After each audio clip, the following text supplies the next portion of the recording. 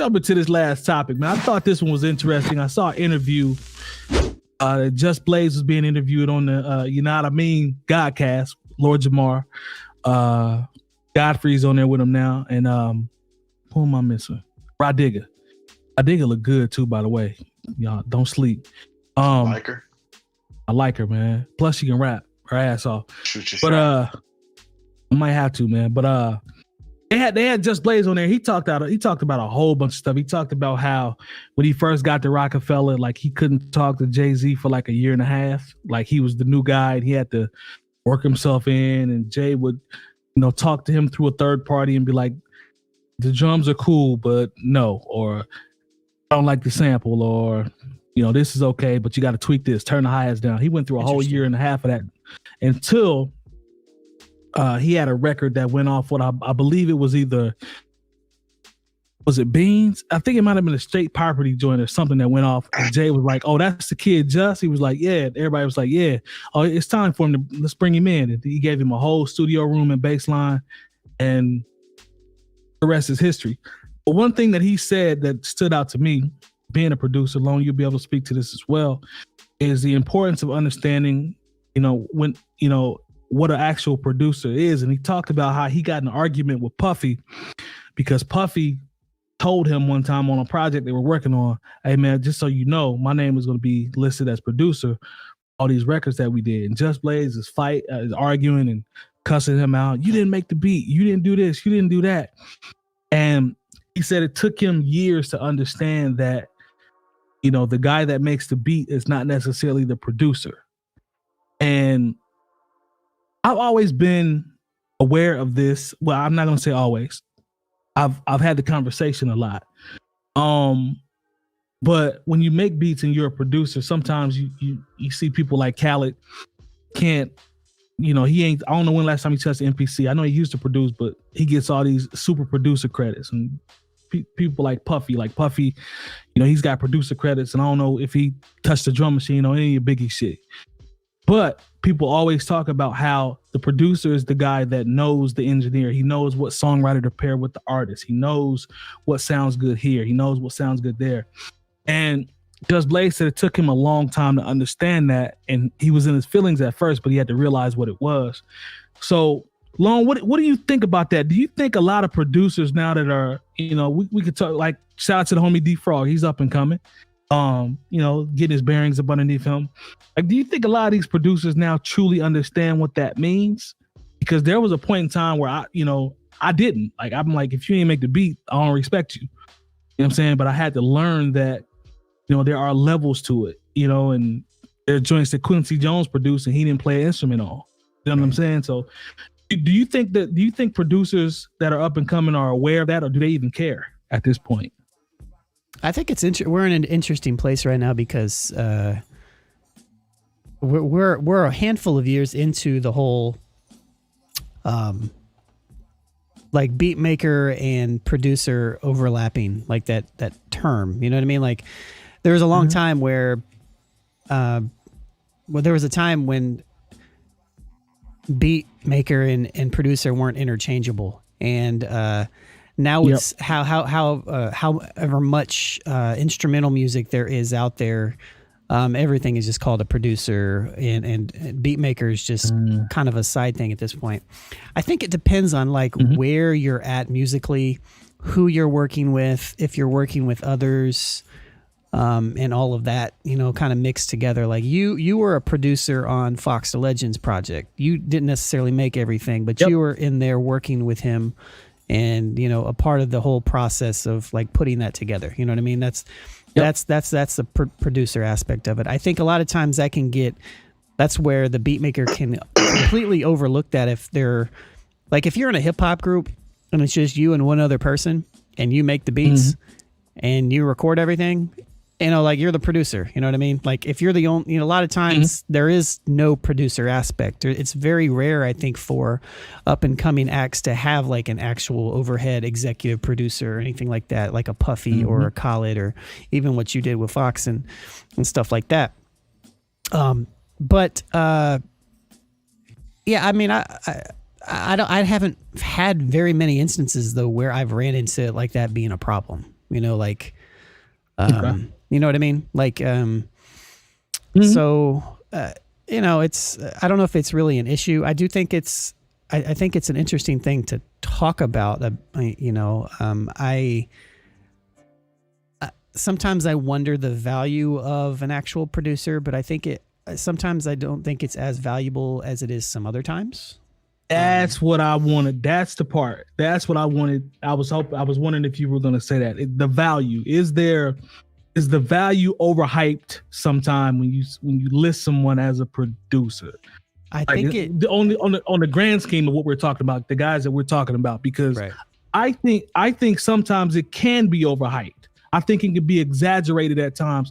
Oh, this guy, he just knew everything to do, and I'm like, damn, come on, man. If you got the dream in the room with you, and A&R has picked through all of the bad beats and got 50 of the best ones out of 1,000 submissions, and then you're listening to the top 25 and trimming it down to 10, and the dream is in there, and I'm like, come on, man, like, there's a lot that's going into that for you to say one person picked all of this and made it work. But you know what I mean? Yeah, I think at the same time, though, you know, I do think that as well.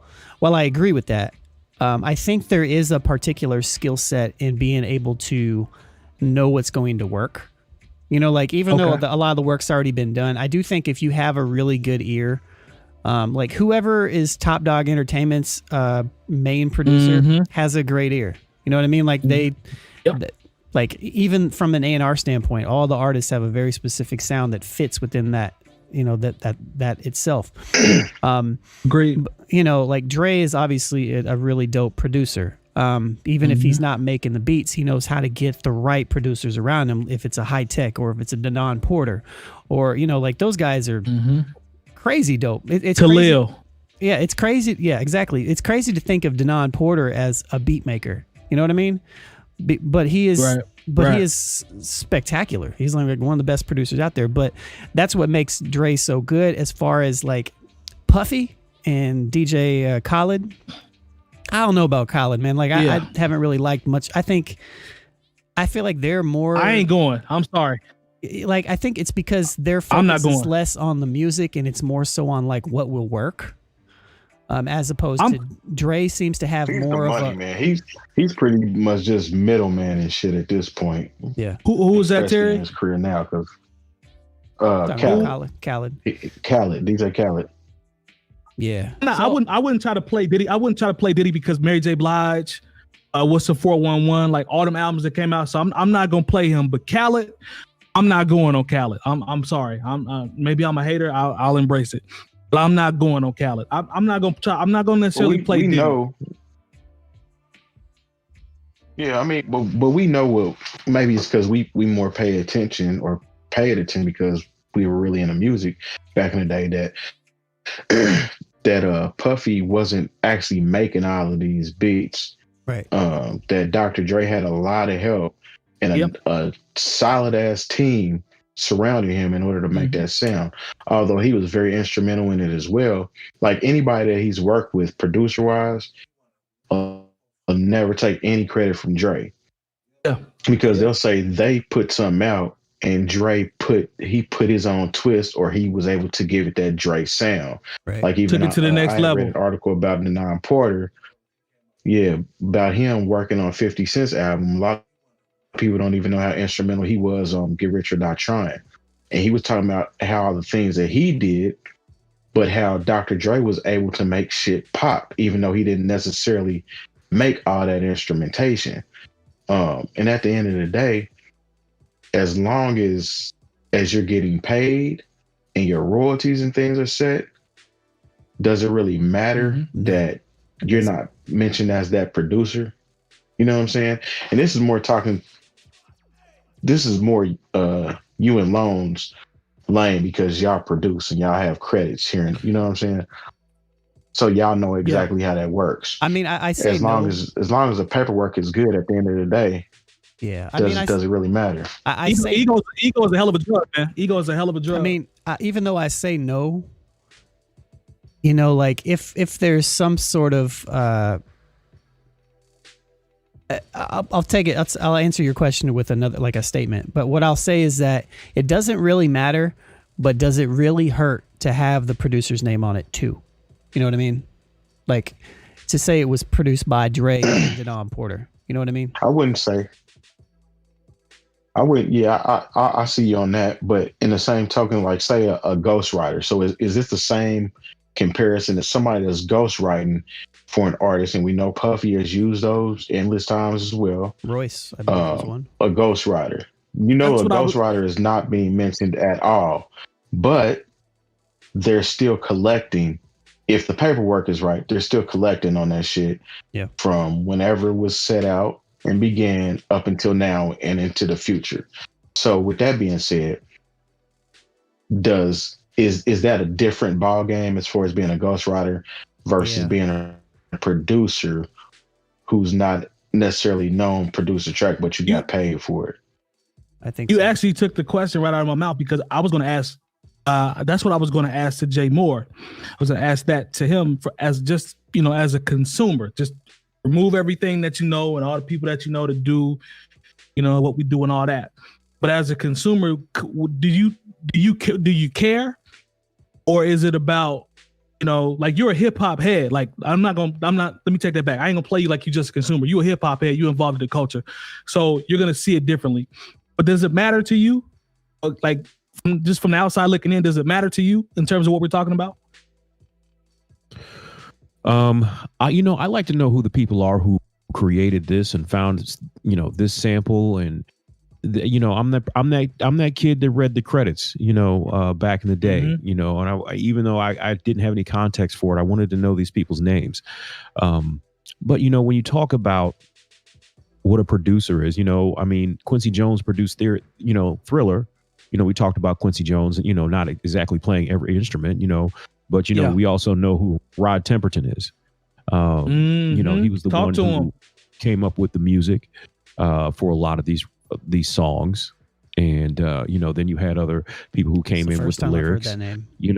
But Quincy Jones is who essentially put it together. Because sometimes what you have is somebody, they know how to make a beat, but do they know how to tell Snoop, okay, this is what you're going to say, change your cadence like this, make sure you ride the beat here. All right, we're going to drop this out here, and then we're going to switch this, and we're going to, and then there's going to be a bridge here. Like a lot of times people can create these incredible beats, but can they really put together a song, especially when you're talking about being able to put a rapper and, also when you're talking about a singer, for whatever you have to say about Puffy, you got to think about it. Before he was even Bad Boy, this dude is basically a Hall of Famer. He produced What's the 411? Thank you. My Life. That's why I can't play him. That's why I can't play him. Forever My Lady and Diary of a Madman. Yep. That's the work he did before he even started Bad Boy. And then when he gets to Bad Boy, he's the executive producer and produced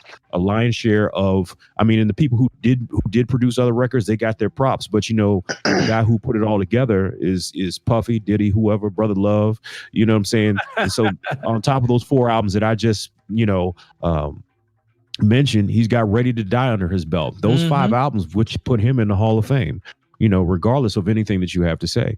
That's a great point. And it's not just because he produced those beats, but he was able to say, okay, Machine Gun Funk is dope. And this is a story, like if you've ever read Unbelievable, or you saw it in the movie, but he's like, okay, this is what we need to do if we're going to get on the radio and really be able to rock. And so what you're going to do, we're going to loop up 𝗀𝗡 and we're going to get Juicy and we're going to get that on the radio. Unbelievable is going to be your B-side, because if you leave it up a lot of times to the artist, Unbelievable and Machine Gun Funk would have been singles for Biggie. Someone who has to have that other vision, not only artistically, but when it meant a lot more to move things commercially. I understand there are a lot of artists who can do both, because let's be honest, in the beginning, Dr. Dre was doing both. He was producing those NWA and those Eazy-E records. And he was early Dre was heavy on the beats. Early Dre was heavy on the beats, especially back then. He was making all the beats. Like there are certain records where we'd have thought they were okay if when Dre puts his his stamp on it. Oh, these records are incredible. I don't know if he actually snapped out the beat for In the Club, but I guarantee you In the Club or a song like Heat, another record that wasn't even a single off of Get Rich or Die Trying. When you hear those records, you're like, my God, right. that they just have something to them. That Dr. Dre magic is there. Even if he wasn't sitting there tapping that out on the MP3 or looping up the vinyl. If you listen to, I understand. Think that, but these people are producers. There's some people who can do both, but it's not often that people can do both and do it well. If you listen to the Chronic 2001, and Terry, I'm coming to you because I know you was jumping in. If you listen to the Chronic 2001, like Mike Dean, all these guys that are playing keys and stuff like that, like sonically, if you listen to that album, man, like how it sounds. It's one of the crispiest albums I've ever heard in my life. When you really sit down and listen to it, like put it in the proper speakers and really sit down and listen to how everything is panned and the snares. And the intro to it is the Dolby sound. Oh, like I think that album, Chronic 2001, is the Dolby sound effect. It's ridiculous, man. I could be wrong, it's but crazy. I believe, and it also, I believe that album specifically changed how music was mixed in hip hop. Bruh, because of the compression because of the compression that was used on that album. I think I could be wrong, but like Dr. Dre. And to add to the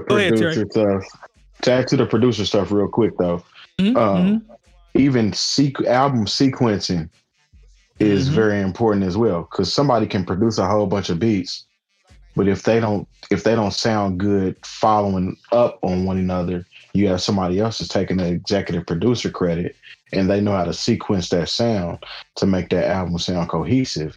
And that's where a producer comes in as well, versus not exactly just producing the tracks, but how you actually hear them. And like, if you listen to, I don't know, man, there's so many joints that stand out to me that Dre has touched where I'm just like, yo, I wish I had that snare, or I don't know what he laid on top of it. Is it sandpaper? Is it a hat on top of it? It feels like there's three things on top of it. Like West Side Story on the Games album, like documentary, the documentary, the snare for that, like, it's crazy. Like when you really listen to that, it's nuts. And the mixing and the engineering. So, there are levels to it, man, but I'm sorry. I ain't going on Khaled. Now, I'm not mad at Diddy. Diddy, we're going to set him over to the side. He got multiple classics, but I'm not going on Khaled. I'm sorry. And if y'all want to say something in the comments, I'm going to do better on the comments. I'll jump in. We just have a good conversation, talk about it. I ain't mad, but I'm not going on Khaled. If y'all can prove me wrong, I'll stand corrected, but I'm not going on Khaled. I'm sorry. I don't see it. I don't see it. I mean, he's just good at piecing people together to get in the studio and make something. He definitely knows everybody. I give him peace for that. Like in terms of his ability to get people together and to get a lot of people to come in for his album. That's a skill too, or you connected or something. Like he knows how to get people in, but all of his albums be like 25 joints and like 4 of them is dope. But every song got a feature on it. Like I'm cool. Unless I miss something, I'm cool. This conversation. I mean, here lately, he makes sure he go to Drake first. Gotta go to Drake. Go to Drake first. Yeah. And then he try to get Jay-Z and Beyonce on some shit and whoever's making waves at the time. I mean, he's got his formula down, and it's definitely. He got it down pat. Yeah, he got it down pat. I ain't, he's successful now. I don't get it twisted. He's successful, but top of the Maybach, all that shit, I'm cool. Like I was cool. I mean, there's a lot of good points that were brought up because we talked about just kind of how all these things overlap, from the beat maker to the producer to the executive producer to the A&R to song sequencing to the mix engineer. Like a lot of this stuff overlaps in different ways. So I don't even think the A&R exists anymore, man. I could be old. I might be the old. This might be the old head part, not the new part. But I don't think A&Rs exist. Like I think people just A&Rs exist. I mean, like for example, you got Gucci, who people are saying. Nah, I'm talking about new artists. I'm talking about new and up and coming artists. I mean, you talking about AR new artists? I got you. I follow you. I got you. Okay. I'm saying There's calling him an AR from his following now, and if that's your type of music that you fuck with, then to you it might be like he's finding the greatest acts ever. I mean, you talk about who he started with. I mean, he had what's her name, Nicki Minaj at one point. Yeah. He had what's his name, Waka Flocka. I want to say the Migos kind of started out with Gucci, and then they started with him. Yeah, but was this a Coach K thing? Yeah, so I mean, he's got a pretty good track record. Well, I mean, these are people that he found beforehand, and then and they kind of passed on to Coach K or QC.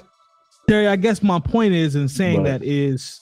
My point in saying that is, I think now everything is so streamlined. It's use right to the label, and then you out, and it's put out. Like there is no development. There is no let's work on this or, let's tweak this. It's like, nah, he got 1 million views. He own. Let's get him out there. You know what I'm saying? That's all That's all I meant by that. Yeah, and that's accurate. That's very accurate. Yeah.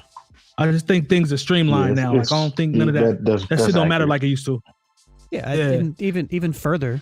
It's that right now. It's middlemanning. It's middlemanning game right now. But and even further, it's very much it's like that with all creative media right now. It's more important for people to have a following than it is to be good at what they're doing. And so, like, there we go. If you get your following first, then you can take the time to hone your craft, which is completely opposite from like what I remember it being when I was coming up. It was my whole train of thought was get good and then show yourself to the world. And then by the time like I got good, it was like completely the opposite. And I'm like, well, fuck, I wasted all that time being good. I could have just, born at the wrong time, I guess. I don't know. The 20 could have just put your shit out. The 20-year-old now. The 20-year-old now is like, I don't need to get good. Let me get popular. That's evolution. Like it is what it is. Popping. Let me get popping on this Instagram. It's hard to, let me show my face. Let me make sure I dress real fresh.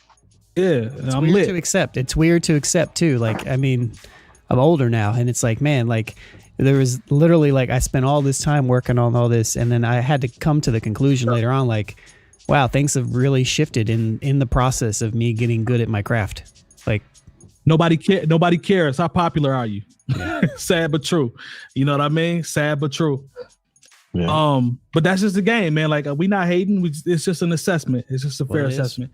All right. If you've enjoyed this segment of the New Old Heads podcast, make sure to join our live show every Tuesday from 9 to 11 p.m. Eastern on twitch.tv/newoldheads. And we invite you to join our hip hop community on Discord. Access it by going to newoldheads.com/community for talks on hip hop, sports, music, news, and everything else.